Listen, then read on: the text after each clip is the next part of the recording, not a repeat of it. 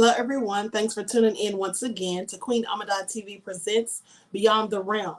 So as you're coming in, please feel free to go ahead and subscribe to the channel if you haven't done so already.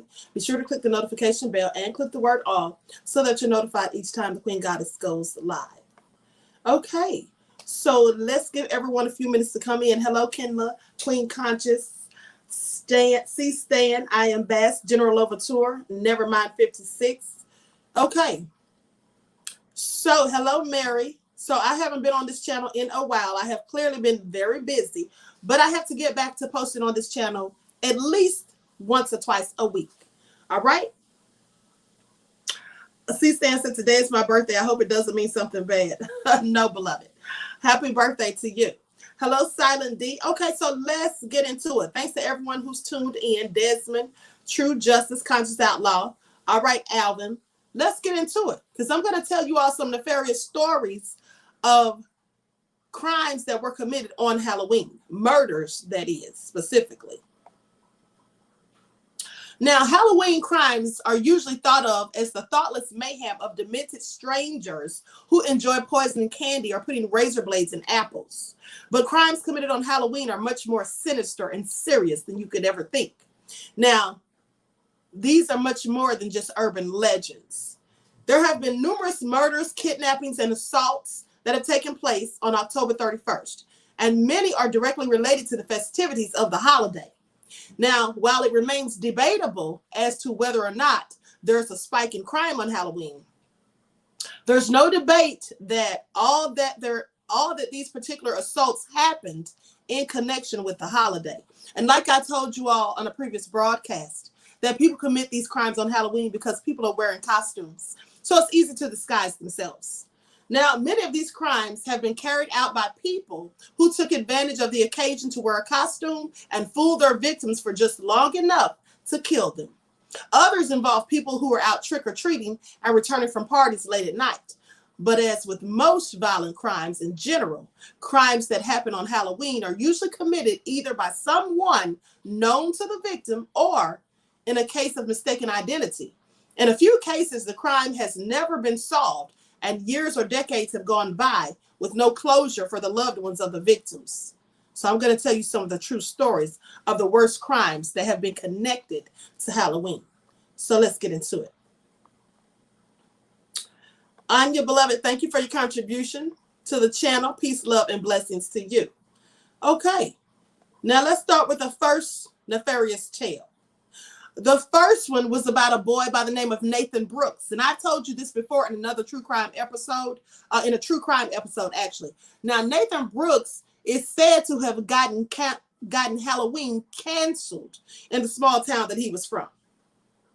For 20 years, Halloween was canceled. There was no ghouls or goblins, no one trolling the streets in costumes. For 20 whole years, trick-or-treat was canceled, and there was no candy for the kids. Well, they say Satan and someone else was to blame. Nathan Brooks was a 17-year-old student at Bel Air High School who was apprehended by officers at an undisclosed Bel Air residence not long after he slaughtered his parents. And media outlets reported that he then told Sheriff Tom McCourt, "People just don't understand." That's what he said. Now, he said he tried to talk to people. He's a very intelligent young man, they say, and very well read.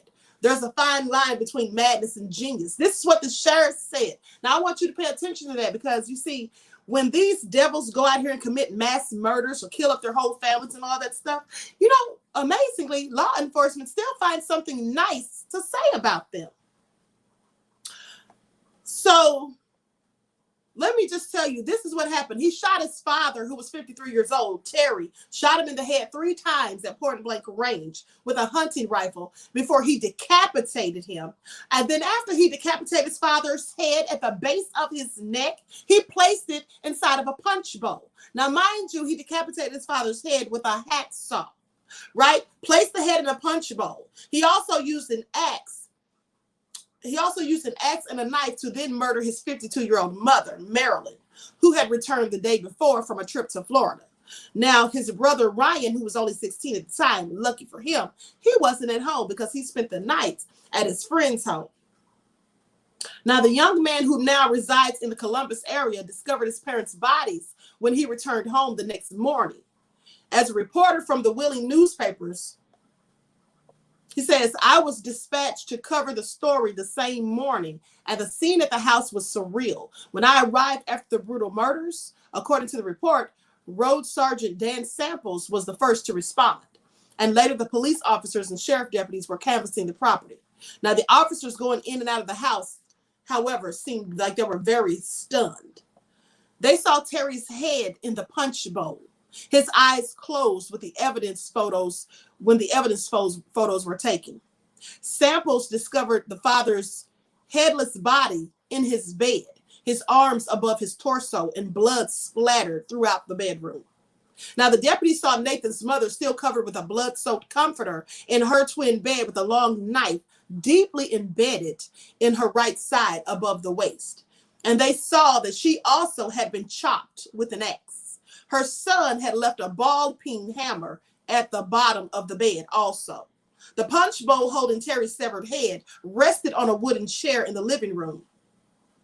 A collage of satanic images hung on Nathan's bedroom wall, and deputies also found the rifle, the axe, and the knives. There also was a list of names left behind. Now, almost immediately, the town's officials canceled trick-or-treat because of the rumors about the satanic worshiping, and no one knew who else could have been involved with the murders with Nathan Brooks. This is what Bel Air Councilwoman Lou Ann Bennett said. She said everyone was worried that these devil worshipers would do something else to the kids. No one knew for sure. No one knew that the satanic stuff was taking place around here. She says it was scary. Everyone was hearing rumors that there was a list of people that were supposed to be targeted for murder. Now, his father, Terry, was a mailman at the time, and the woman says, a neighbor says that he and I used to talk sometimes because he said he was concerned about his kids and how they were doing in school. She says, I got the impression that he put a lot of pressure on those boys when their grades were concerned. But I have no idea if that was one of the reasons why Nathan did what he did. Let me tell you something. Nathan didn't do what he did because his father was on him about grades, okay? Because your parents are strict about your grades and concerned about how you're doing at school, that's no excuse for you to go and murder them, chop off your father's head, place it in a punch bowl, and then kill your mother with an axe and a hacksaw and knives. That's scarcely why he did it. He did it because he was a satanic worshiper, because he was involved with a group of other people who worshiped Satan. And as you should know from the many times I've told you this on other videos, when people worship Satan, they use Halloween as a day to engage in sacrificial rituals where they murder people. And that is for their pact with the devil himself. Now, a jury of 6 men and 6 women found Brooks guilty on 2 charges of aggravated murder of using a firearm in the commission of a felony. Deliberations in the double murder case took under 3 hours to complete. A time frame attorneys often agree bodes well for the likelihood that a jury will have a guilty verdict. So Brooks is not eligible for parole until July 2038. I'm sorry. Why is he even getting parole at all? Why is he even eligible at all? You murdered 2 people, not just murdered them. He slaughtered them.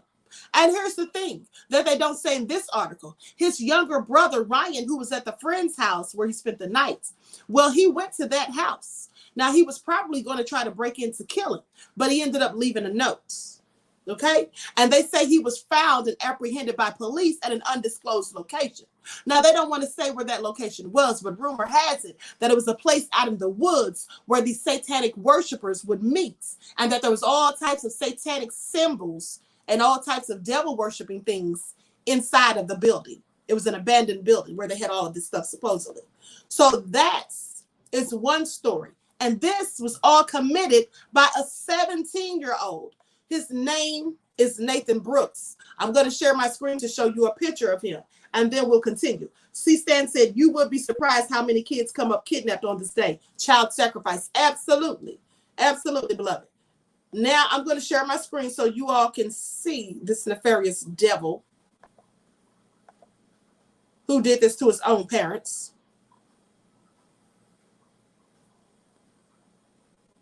That's him right there. Nathan Brooks canceled Halloween. That's what they call it. The night Nathan Brooks canceled Halloween. This happened October 31st, 2015.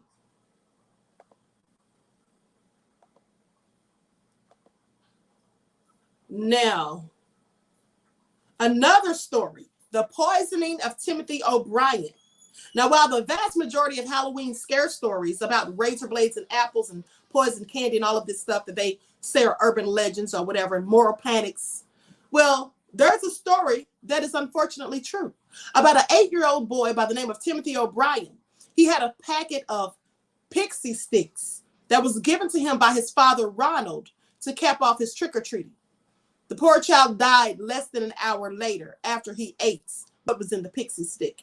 The tragic event sent the O'Brien small town, Texas, into a panic, and the police determined that the Pixie stick that Timothy ate was laced with cyanide.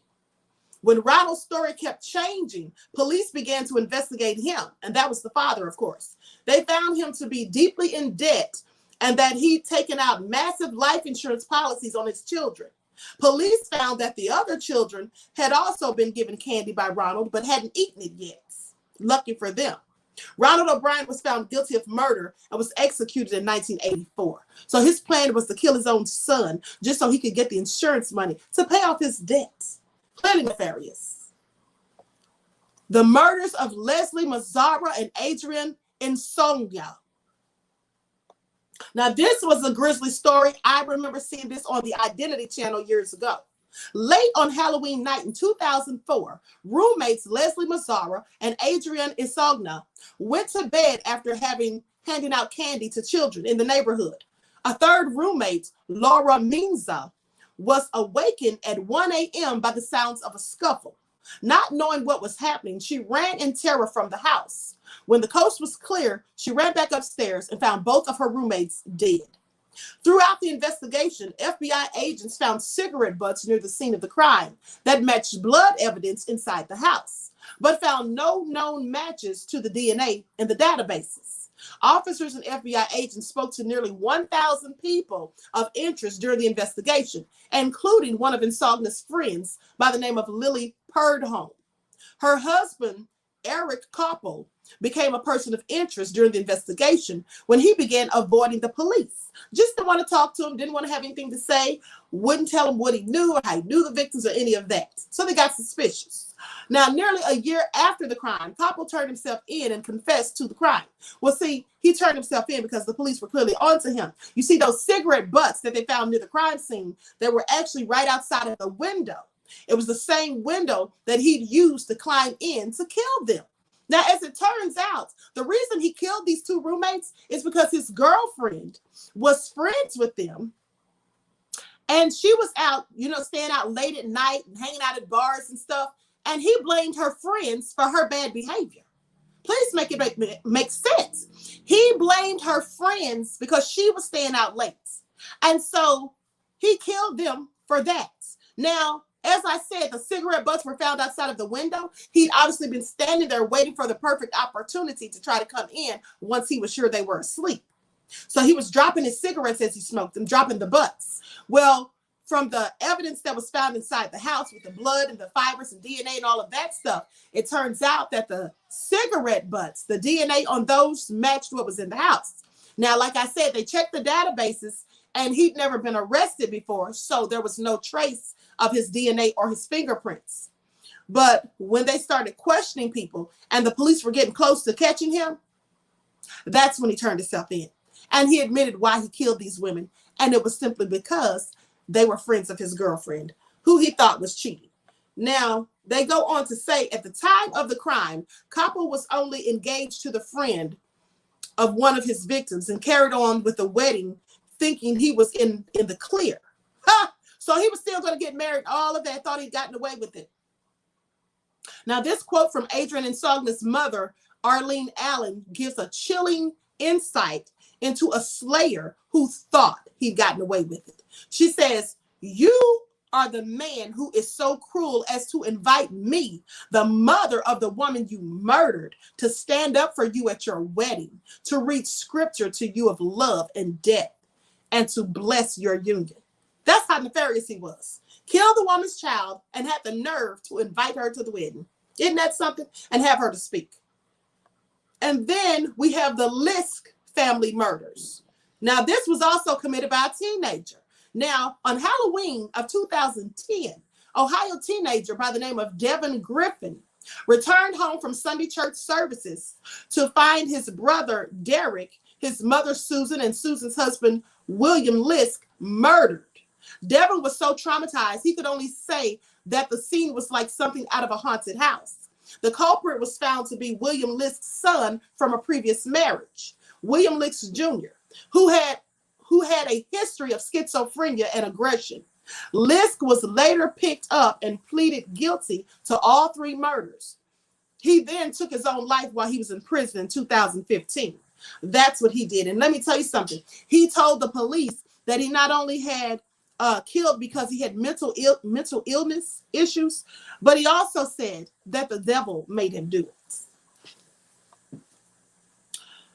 And then there was the murder of Carl Jackson. This was a Bronx resident. Jackson was a 21-year-old data entry clerk at Morgan Stanley. On Halloween night of 1998, Jackson went with his girlfriend to pick up her young son from a party. While they were there, some teenagers threw eggs at their car, but the classic Halloween prank soon turned real ugly. Jackson got out of his car, exchanged words with the teens, and then got back inside the car. Then one of the teens pulled out a sidearm and shot Jackson, ending his life instantly. Police later arrested 17-year-old Curtis Sterling for the crime. These are all so nefarious. Now, I'm going to tell a couple more, and then I'm going to close on out. Murders of Ronald Sussman and Elizabeth Plattsman. These 2 people were killed. This couple, they were killed on Halloween of 1981 by the notorious serial killer named David Berkowitz. Many of you know him by his nickname, the Son of Sam. Now, sometimes in the early hours of Halloween in 1981, Manhattan couple Ronald Sussman and Elizabeth Plattsman were slain in their Chelsea apartment. The couple was severely beaten before being shot execution style, with the apartment completely ransacked. New York police initially believed drug money was the motive, but then the case took a turn for the bizarre. A prison informant claimed that one of his fellow inmates had predicted the crime weeks before it actually happened. The inmate turned out to be the Son of Sam killer, David Berkowitz. Berkowitz had long been rumored to have been involved with a satanic cult that helped him with some of his misdeeds and murders. Now, according to the informants, Berkowitz had told him that his cult was planning to enter a residence near Greenwich Village. Chelsea would qualify for that because it was right there in the area. Now, they were supposed to enter this residence on Halloween to carry out a ritualistic slaying. When questioned, Berkowitz claimed that Sussman had footage of one of the Son of Sam shootings and was planning to hand it over to the authorities in exchange for dropping some controlled substance charges. While no evidence was found to support Berkowitz's claims, he was basically right about the description of the Simpsons' apartment, and the crime till this day is unsolved. So he knew about it because he didn't do it himself, but the group of people that he was in this satanic ritual or this satanic cult with, they're the ones that likely did it. And not only that, David Berkowitz was definitely a satanic worshiper, but he also said that he was in contact with the demons, and even said that a black dog that he was seen with often said the dog was a demon and that was talking to him and telling him how to commit these murders and all kinds of foolishness. So that is all so crazy, people. There is numerous crimes. I could go on, but there are numerous crimes and murders that absolutely occurred on Halloween. Clearly nefarious. Okay? So anyway, with that all being said, I'm going to conclude this broadcast. Now make sure you tune in tomorrow evening because we're going to talk about this former astronaut who says there's absolutely life on other planets. And there's even, according to their speculation or their studies, they actually believe there's other universes out there. And he talks about in an hour-long interview that he did just days ago, he talks about what other astronauts claim that they have seen. So we're going to talk about that tomorrow on Beyond the Realm. So until then, everyone enjoy the rest of this lovely evening. And I hope to talk to you all and see you all in the next chats. Peace.